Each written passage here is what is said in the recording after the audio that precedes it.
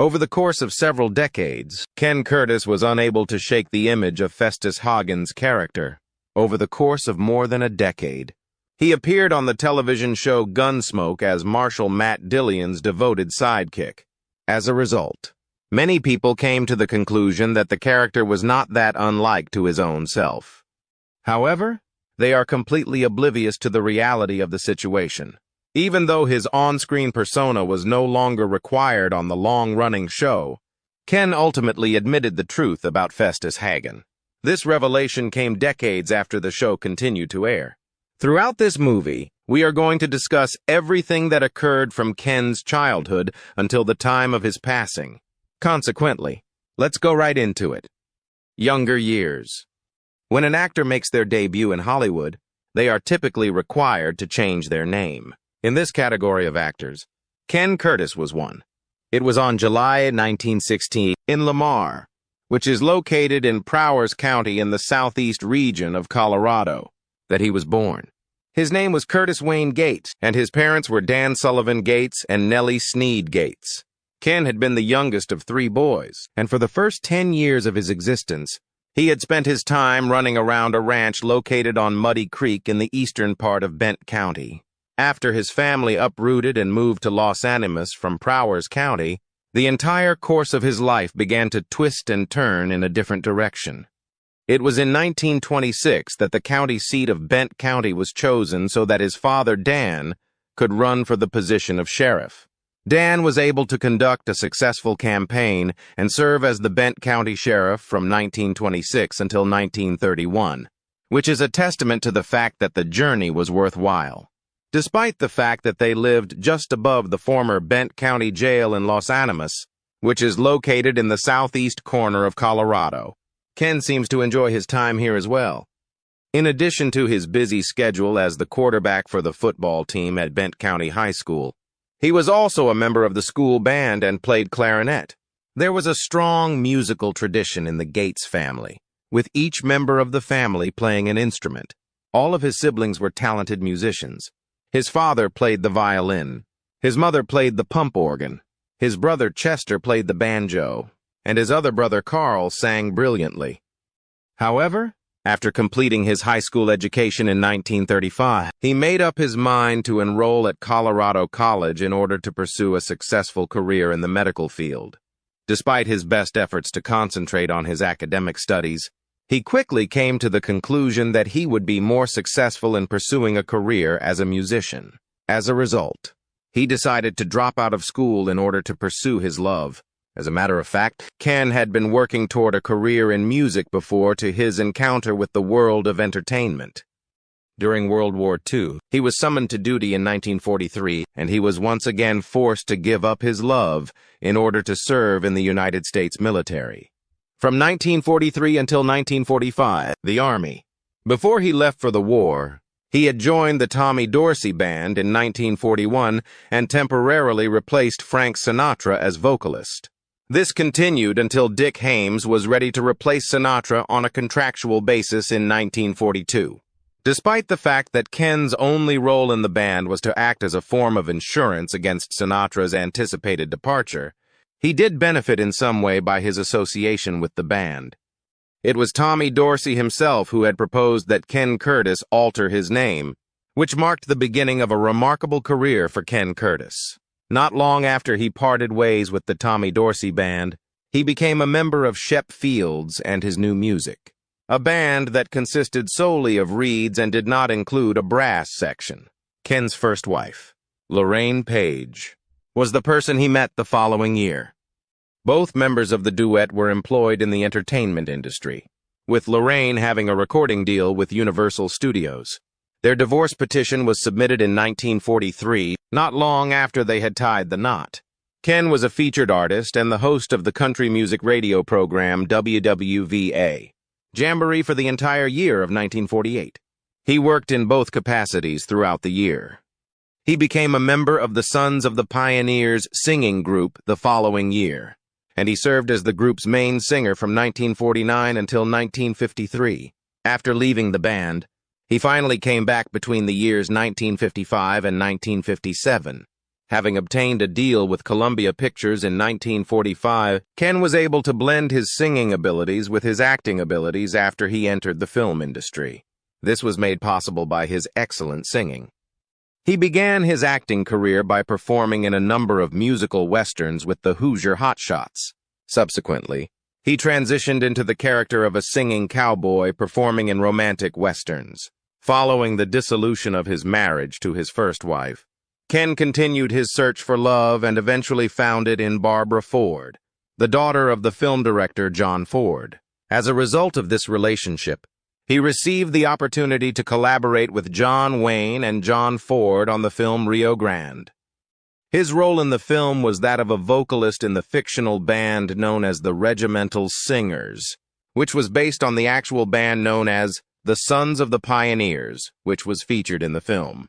Ken joined up with John Ford, Henry Fonda, James Cagney, William Powell, and Jack Lemmon to create the comic Navy classic Mr. Roberts. This collaboration came about as a result of the popularity of Rio Grande. In the years that followed, Ken collaborated with Cornelius Whitney, appearing in all 3 films that were made by his production firm, CV. The Searchers, which was released by Whitney Pictures in 1956, The Missouri Traveler, which starred Brandon DeWilde and Lee Marvin, and The Young Land, which starred Patrick Wayne and Dennis Hopper, were both released in 1959. He made an uncredited appearance as FBI agent Jim Anderson in the film 5 Steps to Danger, which was released in 1957. Following this, he may have considered attempting his hand at producing, and in 1959, he released 2 monster movies with incredibly minimal budgets, The Killer Shrews and The Giant Gila Monster. Both of these films became extremely popular. During the course of the Western television series, Have Gun Will Travel with Richard Boone, Ken Guest appeared in 5 different episodes. It is interesting to note that in 1959, he made an appearance as Cowhand Phil Jakes, a character that was distinct from the one for which he would later become famous all over the world in the episode of Gunsmoke Season 4 titled Jayhawkers. In the episode of Perry Mason titled The Case of the Clumsy Clown, he also appeared as a guest star playing the role of circus performer Tim Durant. After that, he had an appearance alongside Larry Pennell in the action-adventure series Ripcord, which was being syndicated and was about a skydiving corporation. A significant amount of interest in sport parachuting was made possible as a result of the series, which aired from 1961 to 1963 and consisted of 76 episodes of half an hour each. Graydon's Charge was an episode of Death Valley Days that aired in 1964, and Ken portrayed the role of Mule Skinner Graydon in the episode. Denver Pyle and Kathy Lewis also appeared in the episode. In spite of the fact that he had a remarkable portfolio and had achieved success in both his acting and singing careers, it wasn't until he became a regular cast member of Gunsmoke that he was finally able to achieve widespread recognition. The Festus Hagen. If you want to know who Ken Curtis is, ask your parents or grandparents. Perhaps it will take them a few moments to remember the face. Again, give it another shot, but this time make sure to name Festus Hagen. It would come as a surprise to you how soon they would reveal his identity to you.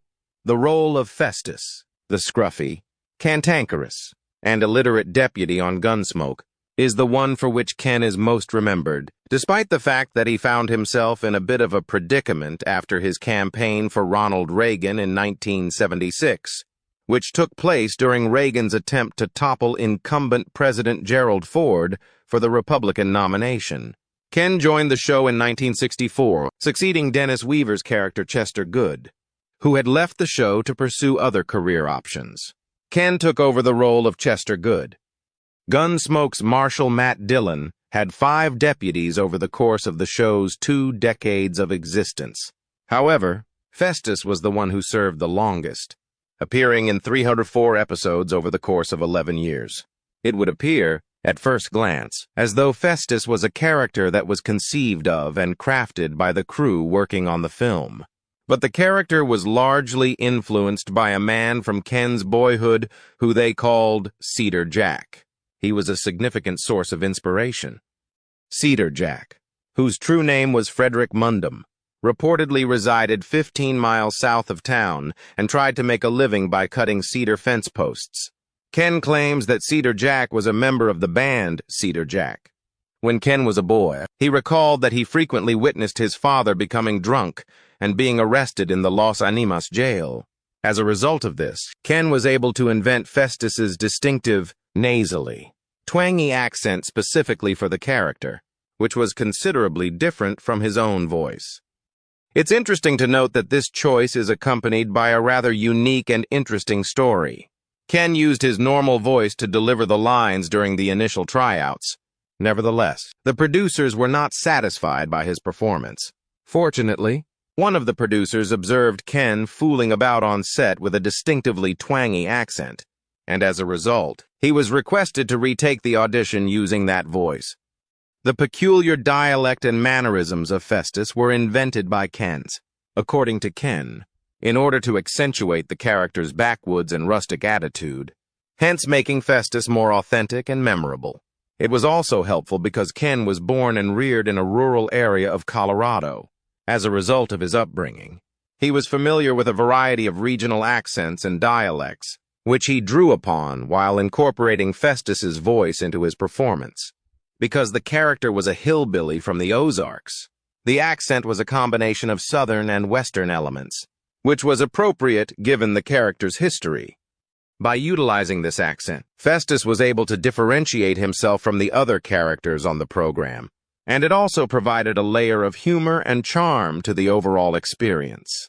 In addition, the selection was not only appropriate for the time period and place of the program, but it also reflected the speech patterns and lives of individuals who lived in rural and isolated sections of the American West throughout the 19th century. However, in the end, Ken's dedication to the accent and his ability to deliver his lines in this distinctive voice were the primary factors that contributed considerably to Festus's popularity and how long he remained on the program.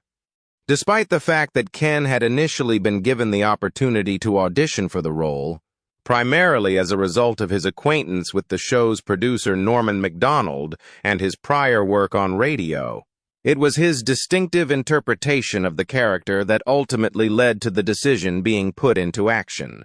Prior to the release of Gunsmoke, Ken had already established himself as a successful actor and singer. He was well known for his appearances in westerns and for his time spent as a member of the Sons of the Pioneers, a well-known western singing group. On the other hand, were you aware that his initial appearance on Gunsmoke, in the role of Festus Hagen, in the episode titled Us Hagens in 1962, was intended to be a one-time feature? You have it right. At the beginning of the story, the character was initially presented as a supporting character, a rustic type who offered comedic relief. On the other hand, his performance was warmly received, and the fact that he gave a one-of-a-kind charm and sincerity to the character led to Festus being cast in a recurring part. Festus had taken up the role of Marshal Matt Dillion's deputy by 1964, replacing the character Chester Good, who had been played by Dennis Weaver. The transition that Ken made into a regular role was smooth because of the excellent characterization that he gave Festus and the chemistry that he shared with the other members of the ensemble. Festus became one of the most well-liked characters on the program, thanks in large part to his portrayal of the shabby, devoted, and hilarious deputy. Along the same lines as a great number of other character performers, Ken is one of those well-known faces whose names might not be immediately recognizable, but whose work is an essential component of the film and television industries. The fact that he had such a packed schedule meant that he could only make appearances as himself during the typical promotional events that he attended alongside other television celebrities. However, the bulk of those who recognized him by his name were lovers of his music. This was due to the fact that he spent a significant amount of time traveling throughout the country performing in stage acts with a Western theme at fairs, rodeos, and other events when Gunsmoke was not filming, and even for a few years after the program had concluded. Unfortuitously, the one bad element that remained with Ken both throughout and after the production of Gunsmoke was the dirtiness and scraggly appearance that his character was frequently associated with. Ken revealed in an interview that he had to wear his best clothing off stage because he was afraid of getting rousted by the cops for being a scumbag. The interview took place in 1965. According to him, it was essential for him to have beard growth for the presentation. Hence, he had to make an effort to offset his appearance as much as possible. After a certain point, the situation became so dire that Ken was forced to resort to exclusively wearing suits off-screen in order to escape the image of his role. Offstage, he added, "I wear my genuine black suit when the script asks for me to appear even worse than I normally do. However, I would much rather simply run around in sports shirts, sweaters, and slacks. Even so, I have to make sure that I am spotless and well-ironed in order to avoid being mistaken for one of the beatniks that come from the neighborhood." In spite of the fact that he had spent a great deal of effort into building the character with the fastest speed, he had to work even more to remove himself from the stinky and nasty persona that he had portrayed for 20 years. It is not absolutely unheard of, despite the fact that it can sound unusual. While Ken was portraying such a unique role for such a long period of time, the public began to make assumptions about his demeanor, cleanliness, and accent. Ken eventually became bored of these assumptions. In spite of the fact that he truly enjoyed his part in the popular series and felt a profound connection to the character of Festus, he had to do a great deal of effort in order to improve how others perceived him in real life. This was due to the fact that Festus could have been considered the great unwashed slob of the Old West. On the other hand, Ken Curtis possessed a little bit more sophistication. Festus was necessary to ride because Ken spent his childhood on a ranch in Colorado. This is one of the distinctive character traits that Festus possessed. The fact that he was familiar with riding horses made it easier for him to prepare for the role, despite the fact that he confessed in an interview that he did not like the horse that Festus was required to ride on the program. He was dissatisfied with the fact that it did not have any reins or other items and that all he needed to do to get it running was use his heave and haw. Despite this, Ken was a natural fit for Festus because of the way he experienced his childhood. He could empathize with the characters and had an understanding of their history. In spite of the fact that he spent a lot of effort into building Festus, he had to put in twice as much effort in order to shed the image of the character in real life. Ken couldn't help but develop feelings for Festus, and he gradually came to love him, despite the fact that he played one of the dirtiest guys in the Old West. Ken stated that Festus had a lot of dimensions. It may appear that he is the messiest person in the world, but beneath all of that, he has a heart that is made of pure gold. For this reason, he was recast for a new spin-off movie. His heart of gold and terrific attitude were the factors that led to his selection. Sadly, he was never given the opportunity to again portray this well-liked role. Gunsmoke made his way back to Dodge. On the television show Gunsmoke, Ken Curtis played the role of Festus Hagen for more than a decade, and he became virtually synonymous with the character. Festus was the one who remained in Dodge City for the longest amount of time, serving for 11 years.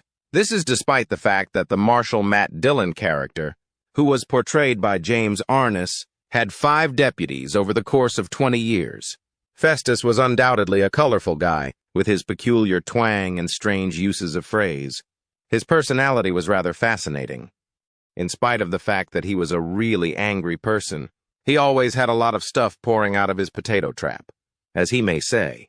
In addition to having an unwavering commitment to his friends, he possessed a profound sense of right and wrong, making him one of the good guys. Therefore, it should not come as a surprise when the makers of a made-for-television movie asked Ken to reprise his role when the time came for the film to be released in 1987. Due to the fact that it was one of the longest-running programs on television, Gunsmoke had to undergo consistent changes in order to keep its audience interested. Therefore, when the show stopped airing in 1975 due to an unanticipated cancellation, it left a major hole for the fans who were already committed to watching it. Fans, on the other hand, were filled with excitement and anticipation when it was revealed that the show would be returning to Dodge in 1987 under the title Gunsmoke Return to Dodge. James Arness appeared in the film once again, reprising his legendary role as U.S. in the role of Miss Kitty Russell. Marshal Matt Dillion is co-starring with Amanda Blake. However, this time around, the story concentrates upon Will Mannon, a spiteful criminal who was going after Matt and Kitty. Steve Forrest appeared in the role of Will Mannon, although there was a lot of excitement. Not all of the familiar people were able to come back. In the year 1980, Milburn Stone, who had played the role of Doc Adams, had gone away. Considering the excitement that surrounded the made-for-television film Gunsmoke Return to Dodge in 1987, fans were especially dissatisfied to learn that Ken, who had become a fan favorite in the role of Festus, would not be returning. Fans were curious about the reasons behind the star's decision to not return to play a part that he obviously cherished, given that there was no information available regarding any personal or health issues. After that, it was found out that he had a significant disagreement with John Mantley, the producer of the show, and that Ken had told the producer not to call him again. Initially, it was speculated that the major disagreement concerning finances was the cause of the major falling out. It was reported by producer Mantley that he had requested twice as much money as the actress Amanda Blake was receiving for her role. According to Ken, he won exactly twice as much as Amanda was receiving. I told him, "Ken, I am unable to do that. Therefore, I will not be coming," he remarked. And that was the conclusion of it. Nevertheless, the disagreement over the finances was only a portion of the story. The most significant problem was that Ken was extremely displeased with the modifications that were being made to the screenplay that Jim Byrne had originally written. Byrne's script was one that Ken had enthusiastically welcomed, but he was adamantly opposed to the changes that were being made. This led to conflicts that were so heated that Ken had to warn Mantley not to call him again, effectively putting an end to any possibility of him returning to the series. Another book written by David R. Greenland, titled The Gunsmoke Chronicles, A New History of Television's Greatest Western, provides additional insight into the tensions that existed behind the scenes. Greenland makes the observation that Ken was not the only member of the cast that was dissatisfied with the work. The actor who played Matt Dillion, James Arness, was also dissatisfied with the show because he believed that the character Jake Flagg, who was played by Earl Holliman, overshadowed his own role. Fans were left with a huge sense of loss due to Ken's absence from the film. Yet, this did not signify the conclusion of his acting career. As he continued to pursue parts outside of Festus, he had an appearance as a retired police investigator on the NBC show In the Heat of the Night, and provided his voice for the animated film Robin Hood, which was released by Disney Entertainment in 1973. Following the initial popularity of Return to Dodge, CBS went on to produce 4 additional Gunsmoke made-for-television movies: The Last Apache, To the Last Man, One Man's Justice, and The Long Ride. These movies were all based on the Gunsmoke series. Although Blake only reprised her part as Miss Kitty in the first installment, Arness returned to the role of Matt Dillion in each and every one of them. The story of Ken's resignation from the Gunsmoke franchise serves as a reminder to many people of the complications that are involved in the production of long-running television shows through its narrative. His conflicts bring to light the difficulties that actors experience in keeping their professional integrity and contentment, despite the fact that his portrayal of Festus Hagen continues to be a treasured part of the legacy of Gunsmoke. In addition, Ken's choice to withdraw from Return to Dodge is a clear demonstration of his commitment to his values, even if it means he will be disappointed by the reactions of his followers. In spite of the tensions that took place behind the scenes, his legacy as Festus Hagen will live on forever. Without a shadow of a doubt, Ken was an outstanding performer. The fantastic performance that he gave as Festus may have been the reason that he captivated the hearts of the nation. In addition, he was an outstanding performer in the parts that he played. By the time Ken joined the cast of Gunsmoke in 1959, he had already starred in the cult classic B-movie The Killer Shrews, which was released 3 years earlier. It featured the titular shrew, which were dogs with additional fur glued on them, and Ken himself described it as being among the most inexpensive movies that have ever been produced. In an interview that took place in 1984, Ken stated that they used coon dogs because of their tendency to run in packs. The dogs would go after whatever they were intended to attack, and they would do it by placing a raccoon in a cage that was elevated above the target. Despite the fact that Ken has previously portrayed characters that were appealing, when it came to playing a villain, even his wife was unable to tolerate seeing him perform. In order to be considered a decent horror movie, it is necessary to have a villain, and the shrews had a propensity of eating people. Jerry Farrell was a spiteful, bitter, and envious man who was equally as loathsome as Ken, if not more so. Ken portrayed the character of Jerry Farrell. At the conclusion of the film, the character, who was resentful and irresponsible, met a fate that was a perfect fit for his actions. In any event, Ken's wife stated that she would applaud every time he was killed since he is so horrible. She made this statement after watching the movie on television in California, where it was played multiple times. Get marrieds. Let's take a vacation from Ken's professional life and concentrate on his personal life instead of the other way around. Despite the fact that we do not have a lot of information regarding his relationship with 2 of his wives, we do know that Ken has been married 3 times, and each of those marriages has its own narrative to tell. Around the year 1943, he tied the knot for the first time with Lorraine Page, which marked the beginning of his path into matrimony. On the other hand, it was his second marriage that brought him greater notoriety. He wed Barbara, the daughter of the famed filmmaker John Ford, and received more notice for this union. The marriage between Barbara and the troubled actor Robert Walker had lasted for a little over a year. Barbara had previously been married to Robert Walker. After that, she fell in love with Ken once more. And in contrast to their first marriage, this one lasted for a good 12 years, from 1952 to 1964. It was because Barbara was John Ford's daughter that Ken and Ford were able to form a connection that went beyond the area of business relationships and into the realm of familial bonds. The bond between Ken and Barbara grew stronger as Ken became more involved with Ford's film industry, which ultimately led to Ken getting married to Barbara.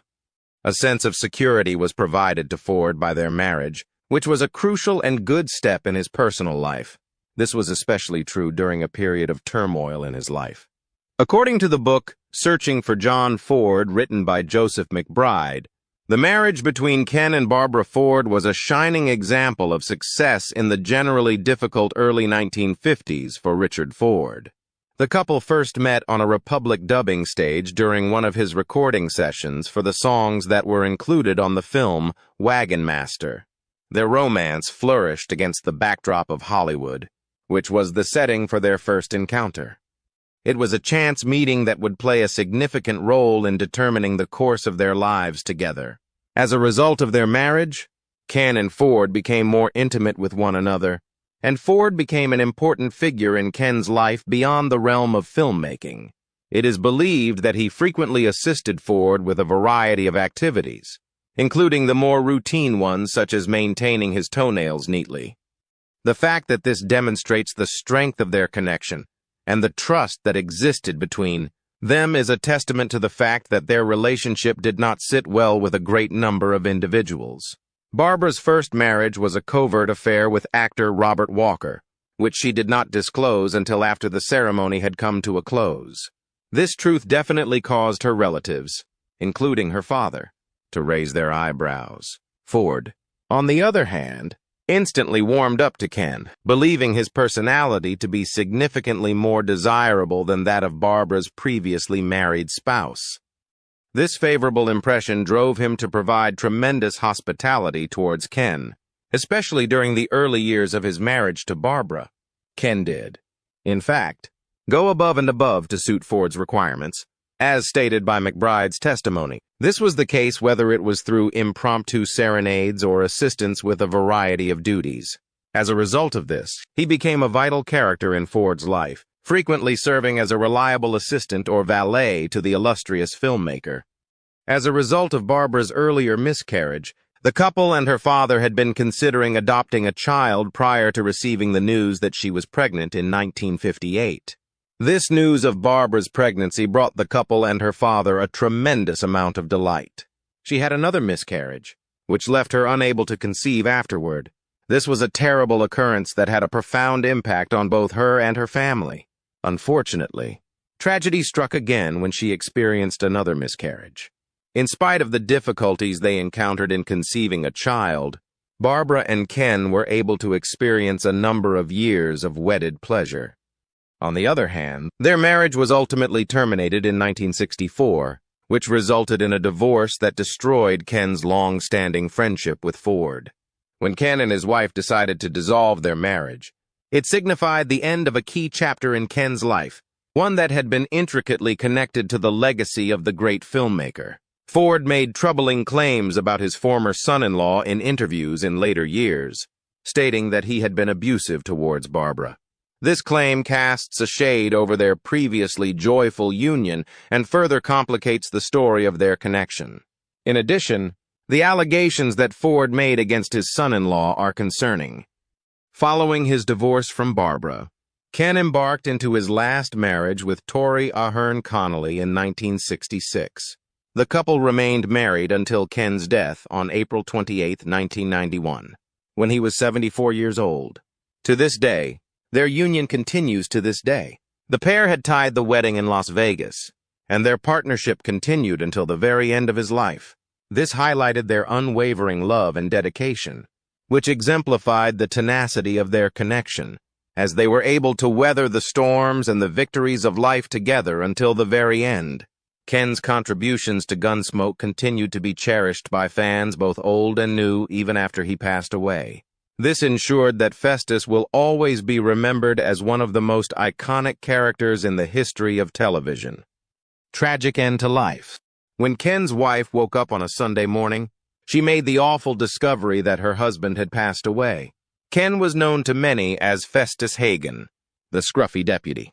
It was found that the cause of death was a heart attack that occurred while he was sleeping, despite the fact that he appeared to be in good health and had attended a rodeo the day before. It is possible that the majority of fans who were only familiar with Ken as the rough-hewn lawman who wore his signature floppy hat were taken aback when they learned about his prior career as a big band vocalist. Ken was recruited by director John Ford for the vocalizing cowboys in the soundtrack of his film Wagon Master, which was released in 1950. Ford recognized Ken's talents beyond singing and hired him for the role. It was via this partnership that Ken was able to open doors for himself, which ultimately led to him becoming a stock player in a number of Ford John Wayne productions, alongside Western stalwarts like as Ward Bond, Ben Johnson, and Harry Carey Jr. The late 1940s marked the beginning of Ken's career as an actor. He began his career by starring in low-budget westerns and then landed supporting roles in critically praised films such as Mr. Roberts. Through his varied body of work, he demonstrated his versatility as an actor, demonstrating his ability to switch fluidly between serious roles and musical performances. Ken drew inspiration for his portrayal of Festus Hagen on Gunsmoke from his upbringing and experiences during the period when his father served as the sheriff of Los Animas, Colorado, during Ken's childhood. This gave Ken first-hand knowledge of the life of a law enforcement officer. In his recollections of his boyhood, Ken related the story of his mother standing watch with a shotgun while delivering meals to convicts. This served as a clear illustration of the harsh reality of the justice system in the frontier. Ken remained grounded and family-oriented despite his success in Hollywood. He was survived by his wife Tori and 2 stepchildren. Additionally, Ken was survived by 4 grandchildren. He placed a high value on the concept of giving back, and as a result, his family asked that in lieu of flowers, contributions be made in his name to the Motion Picture and Television Country House and Hospital in Woodland Hills, California. This is an organization that is committed to providing assistance to professionals working in the entertainment industry who are in need. After beginning his career as a singer in a band, Ken went on to achieve great success in Hollywood. His part as Festus Hagen, which he played, brought him to the attention of the general public due to his charming and humorous personality. Just like the rest of us, he had his fair share of difficulties and achievements, but despite everything, he was able to remain true to who he was and never lost sight of the things that were most important to him, which were his family and his friends. Today, when we think back on Ken, we remember him not only as a skilled actor, but also as a loving husband, father, and friend. Both his humor and his kindness left an indelible mark on everyone he came in contact with, and his spirit continues to motivate each and every one of us. As we examine Ken's life, we discover a man who lived his life to the fullest, loved sincerely, and left behind a legacy that was filled with warmth and joy. His memory will continue to live on in the hearts of those who were moved by his presence, even though he is no longer physically present. The demise of Ken signified the end of an era in the history of television. He left behind a legacy that extended beyond his renowned portrayal of Festus Hagen.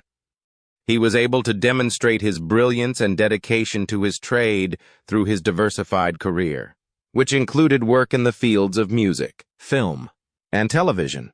Fans lamented his passing while simultaneously celebrating his contributions to the entertainment industry and cherishing memories of his unforgettable performances. What was his little secret regarding Festus Hagen? And did you know it? Give us your feedback in the comments box. It would be greatly appreciated if you would give this video a like and subscribe to our channel.